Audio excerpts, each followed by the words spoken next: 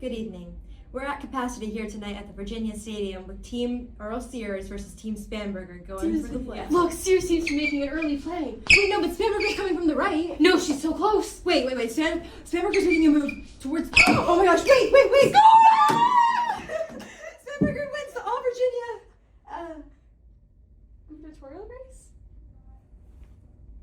Can you tell that neither of us knows anything about sports? Yeah, we don't. So... Welcome back to DemocraZy. I'm your co-host, Charvi. And I'm your co-host, Emma. And it is our third episode. We're back. So excited. We are a youth podcast brought to you by the League of Women Voters Virginia's Youth Council. Thank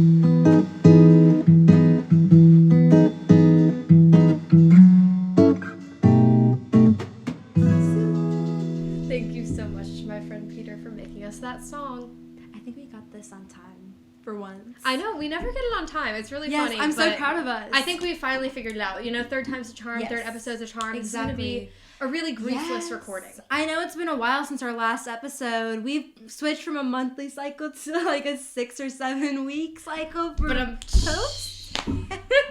Sorry, that was so bad. That was really bad. We were planning this joke. The execution of that was terrible. Joke. Anyway, we are kind of switching over our cycle because we're both really, really busy. Yes. A lot of things happen in November. I know. November has been a crazy month. I can't, what were some of the big things that happened? You submitted college I submitted a lot of college apps. I turned my car center console into an energy drink fridge. Yes. And then, I feel like something else happened in November and we're totally forgetting it. I mean, Stranger Things Season 5, at the point of recording this, Stranger Things Season 5 is coming out tomorrow. She never stops. And we're watching Zootopia 2 Yeah, on we're Friday. watching Zootopia 2 on Friday together. We're so excited. We love Zootopia. What is it about November? I don't know. I feel like I'm forgetting something with at the very beginning of November. I feel like something big happened. I had a lot of really big tests. That's true. I feel like that's always the case with our school, though. I was an election page. That's what we're... That's what we were trying to think of. The election happened. The election. Such a small thing on the timeline, right? I know. Really tiny. But elections. The election We happened. are locked. So... This was a pretty crazy election. We were talking about how it's just historic in so many different ways, right? Like, obviously, you've got these 2 female candidates running against each other. So, regardless of who won, it was going to be a big point in Virginian history. Mm-hmm. You have anything you want to say about that? Yeah, I mean, I think it's really important, especially because identity politics are kind of taking over, and the gender identity, sexual orientation, race of pretty much every political candidate or, first person to do something is really publicized, and I think that can be both a negative and a positive, where at some point it can feel like it's too much of an emphasis, but also in the case of the election, it was actually a really important moment for Virginia's history because it's such an old state that has kind of been around since the very beginning. Yes. And so I do think it's really important that this November marked the first female governor. And, I take a gender studies class at my school. I'm jealous. Shout out Dr. Anderson. I love Dr. Anderson. I tried to take that class so badly. She's so absolutely, what's the word? Integral to your academic part. Wait, you're devastated by the fact that you couldn't I thought you were talking course. about Dr. Anderson. Yeah, I'm devastated. I talked to her. I was trying to I was trying to emphasize how sad Emma is and should be about not taking that course. But one of the things that we talk about is the intersectionality of different elements or components of our identity and how those layers of oppression can change the way, the world reacts to us and how we react to the world. And in the case of both of our gubernatorial candidates, they were not only women. Winsome Earl Sears was an immigrant from Jamaica. So she has both her identity as a woman and then her identity as a person of color.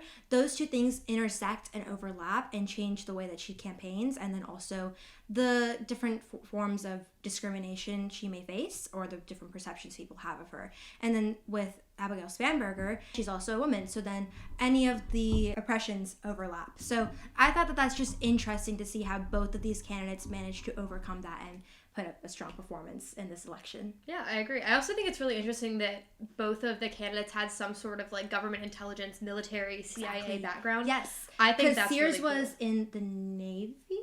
I could be wrong. I don't know. Yes. Fact check me in editing. Spanberger is in the CIA. Yeah, she was. And that's so really, cool. really... Yeah, this was definitely crazy election and really big point on the timeline for Virginia's history in general. It's an election for the books.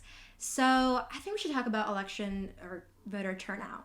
I agree. That's always something we like to talk about, especially of because course. A big part of the League's mission is encouraging youth voter turnout specifically.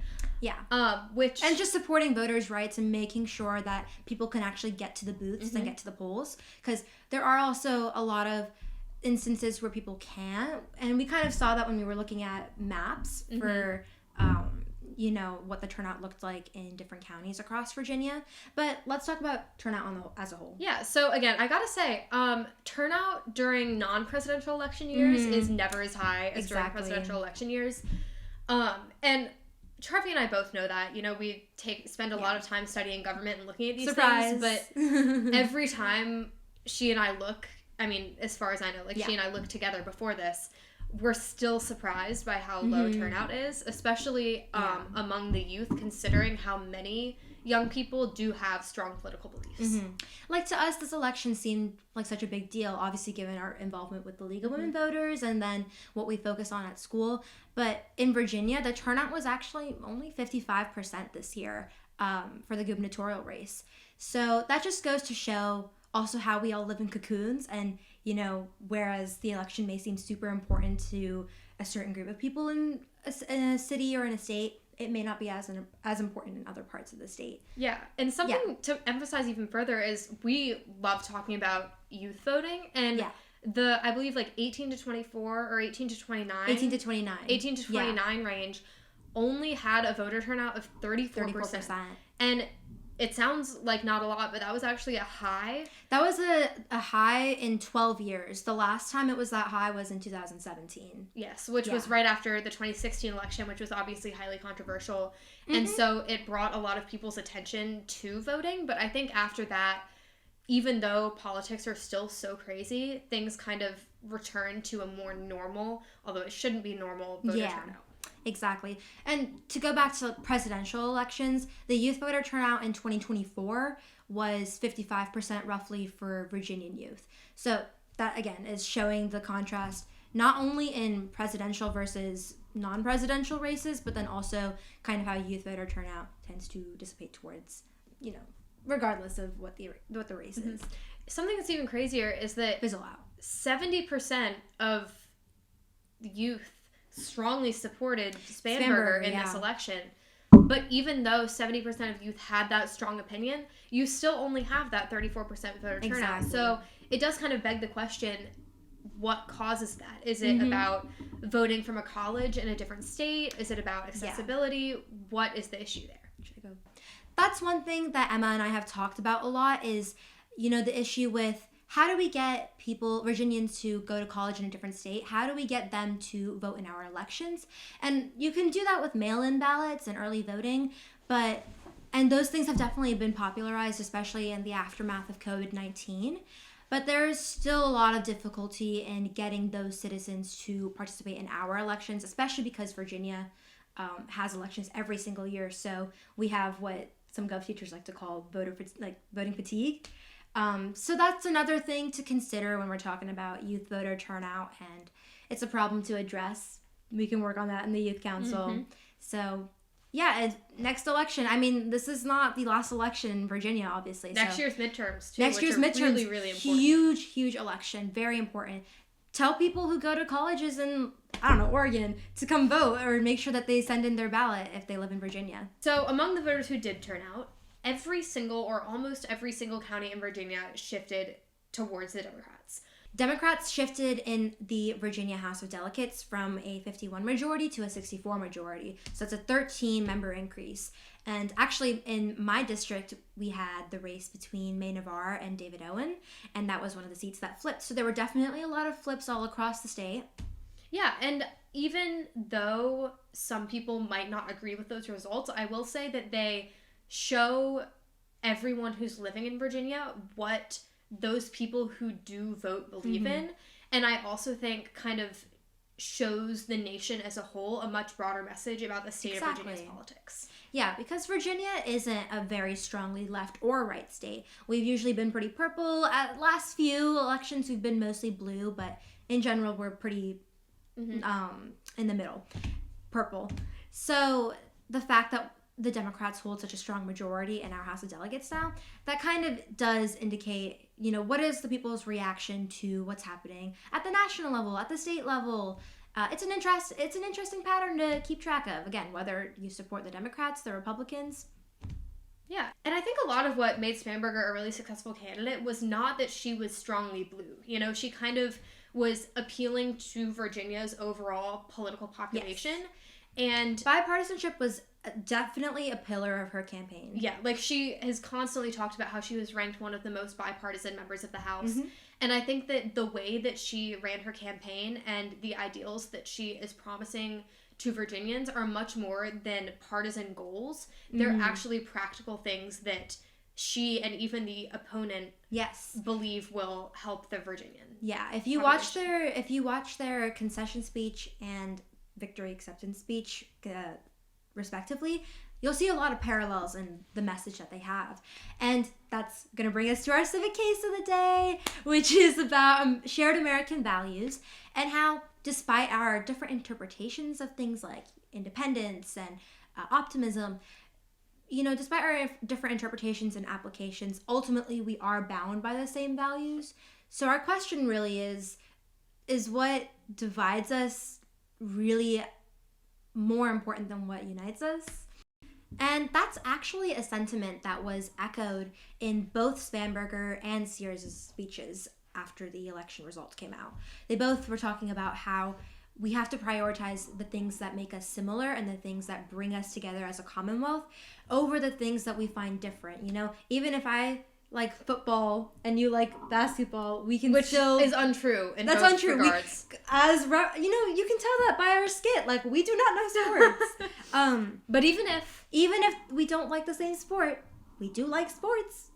And that makes us similar. Exactly. I feel like that was a little bit of a weak analogy, but you guys get the point. Yeah, it's the point. And I also think it's really important that both speeches, however different the candidates may have been, kind of included both references to the foundations of American history, founding fathers, and a resultant call to action for the youth. So Spanberger specifically referenced Madison. Obviously, Madison was one of the people who put the most into writing the Constitution and is really the reason we have the government that we have today. And so by referencing that, I think that there's often a misconception that certain political parties might try to disregard history or the foundations of America.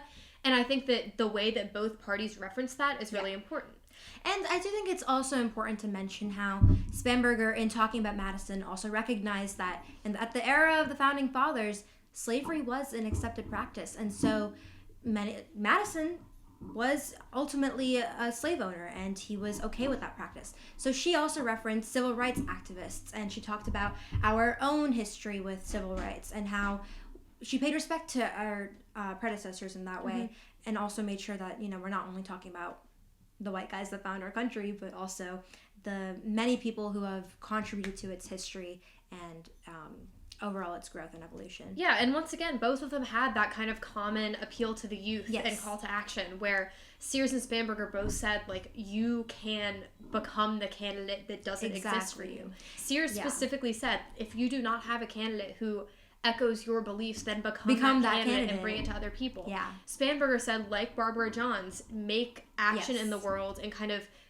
be the progress that you want to see. And even if it comes off as cheesy to some people, which I'm sure it does, it still is a true sentiment. Exactly. It's a true sentiment. And Spanberger specifically said, no matter your age, you can make change. And that's extremely important and relevant to what we advocate for, which is youth engagement in government.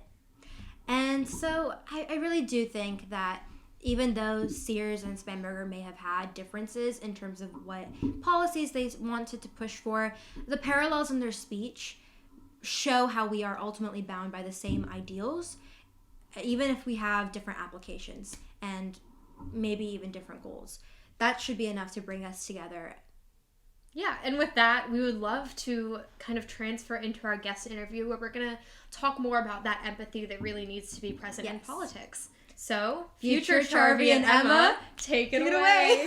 All right, welcome back. We're here with our guest, Meg, and she's going to introduce herself. Hi, Meg. Do you think you could talk a little bit about what you do for our audience? So my name is Meg Heubeck. I'm so glad to be here with you today. I am the Director of Instruction at the University of Virginia Center for Politics, where my primary responsibility is managing the Youth Leadership Initiative that provides free civic resources and simulations and materials to K through 12 educators, communities, families across the nation. And so I'm glad to be here with you today. I also teach leadership for the Global Perspectives on Democracy program. And then I also work with the Sorensen Institute in the summer and teach their high school leaders program. And I teach about Virginia political history. All right, thank you for introducing yourself. Our first question is kind of moving on from what we were talking about in our segment, but we kind of wanted to ask what shared values kind of stay strong between Virginians and Americans, even when polarization runs rampant, and how we can use those values to better understand each other. I think about this all the time. So I want to think carefully kind of about my answer. Traveling has really shown me when you travel and you hear what people say about the United States from various perspectives, it helps you to understand what is so important about this country.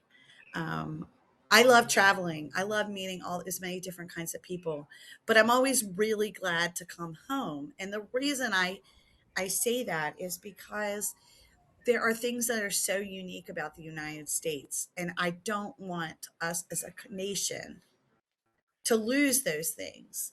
So I think one would be the fact of even equality. And I say that knowing that not everyone is equal. But when I travel to several other places, there's obviously a caste or sort of level system by which certain people only talk with certain people and you have to bow or like in England, if I met the Queen, I would have to curtsy, right? But in the United States, if I meet the president and I'm a citizen, I shake his hand as equals. So I think that's one thing that is a value that we strive for in this country. It's a challenge, but it's definitely something we should value and look at as being important. Another thing I would tell you in terms of values is opportunity. Um, the amount of opportunity in the United States, I think, is still um, greater than many, if not most, other places. And when you hear people who say they want to come to the United States, it's for the opportunity, maybe to practice their faith, maybe to pursue a career that they want and that is kept from them in their home country. The opportunity to provide for your family. Those things are all still a part of American values. I would also think, the freedom to express yourself, so important in this country. And I think why we have so many artists, we have so many great thinkers, great universities, because we protect these freedoms to be able to think what you want. Alex de Tocqueville, my favorite. Okay, so the book I have always on my desk is Democracy in America by Alex de Tocqueville. And he talks about the fact that Americans could do what they want within their home and that people left them to be themselves, to mind their own business within their own four walls. And I think that is something that is really important, is that we can respect people, respect each other, and be able to express our views, our ideas, practice our faith, whichever faith that would be, or none at all. Is those things are really, really important. And then, of course, our government is founded on a fear of tyranny. And so the idea that popular sovereignty, that the people hold the power, not the government. The government is we the people, but those in the government do not hold any more power than the people. And that is really important. So even in places where they require voting, I mean, Mm-hmm. do we want, you have to ask the question, is that really freedom? Because here we don't make it mandatory. It's a freedom, right? It's something that you can do. We recommend you do it, of course. But we don't require it, because again, everything is a choice, and there's this fear of tyranny that pervades all the levels of government. So those are the values I think are so important. And I think the most important is the idea of being able to talk with your neighbors about different ideas, and share it without getting in trouble. Because I've been to places where people disappear, and people disappeared when I was there for stating their ideas and their beliefs. And I think that is something I hold very, very dear in my heart about the United States. You mentioned the presidency, how we don't need a curtsy in front of our president. And I think Right. that brings up an interesting question of how much do our values revolve around what the government sees as our values versus what is built within our communities. This is where civic education is so important, right? Mm-hmm. Because a lot of people who don't understand the way our government is set up and was designed think that the president has all of the power, right? And think he should really, a lot of people who don't understand do think he should be able to do it, he or she, excuse me, because one day will be a she, we hope. Yes. Sooner rather than later, right? Um, but I do think they think that, why can't the president just put his name on a building? Why can't the president just say, you can't stay here, get out? Why? Well, the reason why was because we were after our experiences with England, we don't want to be told what to do by an executive or a king, right? We don't have a king. But if you don't understand how the three branches originate, you don't understand the thoughts of the Enlightenment. If you don't understand how federalism works, it seems much easier to have sort of a king or to have an executive with too much power. So I think civic education, we're not doing a very good job of teaching how our government. I think the most important thing is if you understand how it comes to be, you will understand why it is the way it is. So I teach Virginia political history. It's the same thing with my students. When I moved to Virginia 22 years ago, I didn't know much about a lot of Virginia history because I'm not from here. And in my learning about it, so much more about what happens in Virginia makes sense to me. That I used to be like, why the hell do they do that? Why do they have the Dillon rule? And as I studied Virginia political history and I found out about the Byrd machine and other ways that democracy was kind of subverted in Virginia's history, it becomes obvious why things the way they are. And then also what becomes obvious is the way that we can work together to correct those injustices or correct those mistakes so that we can have a better government of the people. So, kind of in that same vein, how do you think that the shared American values we've been talking about often manifest in policy? And then, if you don't Oh, think they manifest in policy well enough, how should? a lot of policy is made at the executive order level right now, right? With the executive. And that's not really policy for me. For me, what I think of as policy is our branches working together to create to create policy that applies to everyone equally, and that the president will run. But those three branches need to step back into their places. Executive orders supersede the legislative branch, which is supposed to have the most power to make policy and imposes things, granted for only a limited amount of time. And and then the Supreme Court has to hear it, make sure it's legal. But this is all causing a lot of confusion, and it's causing policies that are not created by the people. They're basically created by the powers that support the executive branch. So I think that's a problem, because if we go back to our original checks and balances, separation of powers, popular sovereignty, and rule of law, those four key characteristics of the Constitution, we will see that, they have to work together to create policy that is not tyranny. And I think executive orders, although used by both sides, both left and right, have greatly increased in the past 35 years. We have to get away from that. And part of it is the American people have to wake up, get civically engaged, get civically educated about how it works, and make their voices known so that policy goes back to being reflective of the people and not just the executive or the political part or one political party or the other. Because they've both, like I said, both sides have used executive orders. Oh, because someone else did it. Well, I was told in school that's not a good excuse to do something. If somebody else did it, it's not a good excuse. So I will say that, and again, a lot of people like to put the blame at the foot of the parties. Now, I don't think the parties work the way they're supposed to. That's another session we can have. But the people should be controlling the parties, not the parties controlling the people. So things like gerrymandering,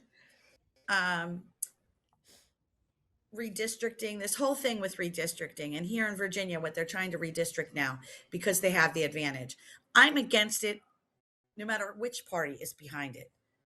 Nonpartisan redistricting puts the power back into the hands of the people.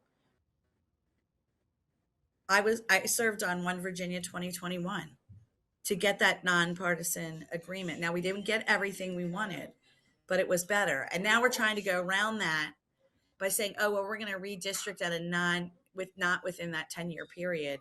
But now, because we have the political power, and I don't believe in that. I believe it should be at the hands of the people and not the political party that's in power. And again, if citizens knew how it works, they would understand that it's taking power away from the people to have a say in who they vote for. You're letting the political parties take advantage of you. I'm not for that. I'm for the people.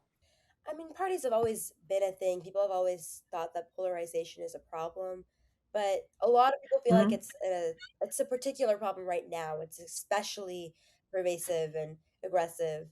Do you believe in that? And if so, Yeah. then how can we overcome that? I mean, I have my solution that I'm going to offer to you, but It's so not an I easy definitely problem to think resolve. I've been thinking about this. Okay. Yeah. So our country is huge, right? Big, Yes. lots of people. Gigantic. Yeah, right. Very hard to, it's not just big, it has a lot of people. So, Mhm. the idea that like, even in Virginia, if you live in the Southeast and then you're out in Bristol, there's like 9 or 10 hours apart. I always love to come back to geography because I do think geography affects a lot. And in this case, we live far apart from each other in many cases, and we live in very different circumstances. So my colleague is from Oklahoma. I am from Baltimore, Maryland, and we talk about this all the time. Sometimes I never met a person from Oklahoma until I came to UVA. And he didn't know a person from Baltimore. And so people don't get a chance to meet and talk with each other.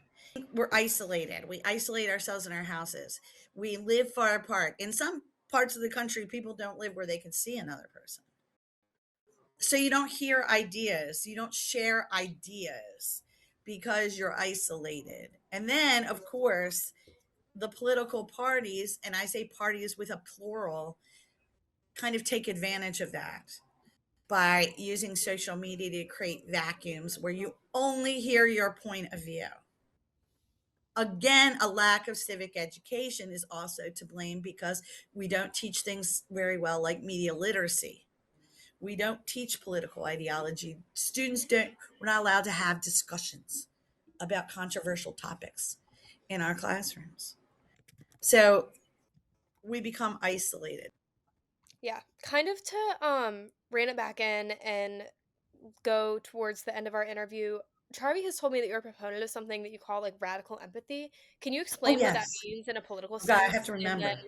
how it like becomes actionable? So radical empathy, and this is a very simple explanation of it. I heard it at this someone was talking, and I'm like, what a great idea. It is trying to understand someone's point of view or understanding someone's point of view without accepting it as your own. I know it's not radical in any way. However, today it's radical because people don't practice the skill. Yeah. It's not encouraged in the media, right? What's on our social media, what's on TV, even if you call that media, is the fact that people yell and shout and scream and do that. But we need to stop and listen and say, you know what? I hear what that person's saying. I don't agree with it, but I hear them, and then maybe ask them a question about it. So I have an NPR story, one of those driveway moments where you don't get out of the car because you want to listen to the end of the story. It was in 2016. Imagine that. And it was a man who was talking about how he would never vote for a woman as president. Never. And, at first I was like, a bad word came out of my mouth. And I was like, oh, I wasn't practicing radical empathy. I was listening to him to talk and to yell at the radio, which can't respond. So kind of dumb. But I decided not to turn the radio off. I decided to listen to the story. So they went on to interview the gentleman about why this was. And as I was listening, I realized that the more I was listening, I was asking questions, and then they were the same questions that the interviewer was asking. Like, why do you feel that way? This, that, the other. And he explained that, like, when he was growing up, only white men were in charge of anything. And that's how he felt safe. It was too scary for him to put a woman or someone non-white into the office. That really caused him stress. And he went on to explain. And you know what? I don't agree with that. I don't agree with, I'm never voting for a woman. But I could understand where he was coming from. I call it the crack in the shell. Like, you could get in there and work it, and you could open it up and really find out some good information. Yeah. That might help to convince people. I don't know, or just learn something. We're never going to change everybody's minds, but we can listen to everybody. And in all the work I do on leadership, it's all about listening to what people are telling you and not just waiting to answer. And that's something that I think is really important. And if we all did that, right? If we all listened, try to be patient with each other, try to get to the bottom instead of immediately becoming defensive, which is encouraged by social media in general. But we have to think and we have to respond in an empathetic and kind of radical way. The radical is being kind to one another, right? And so I think that's a really important concept. And I think it's something that we need to really build in to what we're doing. On that note, I think we might wrap this up here, but thank you so much for your time today. This was such a wonderful interview. I know we had this whole tangent on education that probably won't be in the final cut, but we will put it on our Instagram because there was just so much. If you ever want to do that, let me know. Yes. Because I got I'm sure we will. I'm sure we will. Our plan over winter break is to sit down and first of all, we're going to make a permanent studio in my attic because we've had a We've been doing it in my living room, and it's kind of like once a month she comes over and or my study, I guess, and we like rip it all apart.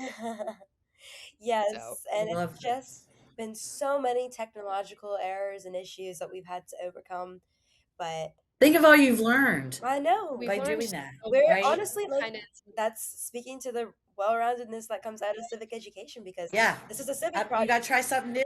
we're learning so much about technology through this. So, Yeah, we're both kind of like technologically inept, so inept might be a little Me bit of an too. But understatement. I make my students teach me so that I Yeah. don't remain that way. I don't want to remain that way.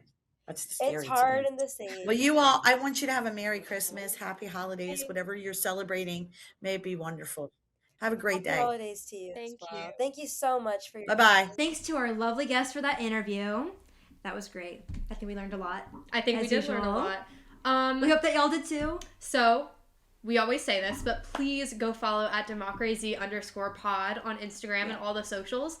You can find this finished podcast very on soon. Spotify and YouTube. And definitely keep an eye out for what the League of Women Voters, both the Virginia branch and the national branch, are doing. Charvi, Yeah. if you want to talk about And that. there's also tons of local branches across Virginia. But some of the active things that are happening at the national stage, we've got the Unite and Rise program, which you can look into that. And then that's like a daily engagement thing. And then also we've got the youth branch that's developing at the national level. So we will keep y'all posted on that. You can also always ask about joining the National Youth Council, and just send us a DM on Instagram, because we've got all these cool things happening and we really want people to participate, especially our age. That's what this is all about. Ultimately, that's the goal. And finally, our nonprofit spotlight for this episode is One Small Step, powered by StoryCorps. Yes. Which is basically a project that is helping to bridge the political divide between individuals, kind of like we were talking about in this episode, where you have a 50-minute recorded conversation with someone whose views differ with yours. And it's not a debate or an argument. It's genuinely a conversation. The whole purpose is to understand each other's backgrounds and be enlightened to, what makes someone who they are. Because that's where the empathy comes from. When you see why someone has the views that they have, you don't feel the need to attack them for having those views. You understand where they're coming from. You understand what led to that development, and you're able to actually come to solutions that are holistic and actually encapsulate what both sides believe in. That's the root of nonpartisanship, is empathy. Exactly. So that's so important, and that's why we wanted to spotlight that. You can also start a branch of One Small Step at your school. We have one at our school. I haven't gotten a chance to take part in it just because I'm so ridiculously busy, but it's something that I really appreciate the mission of, and I have a lot of friends who kind of do work with them. That's just really a great learning experience. Honestly, it's all about listening, and we need that in this day and age. Yeah. We really do. So I think with that, we're ready to sign off for this episode. Are we ready? Yeah.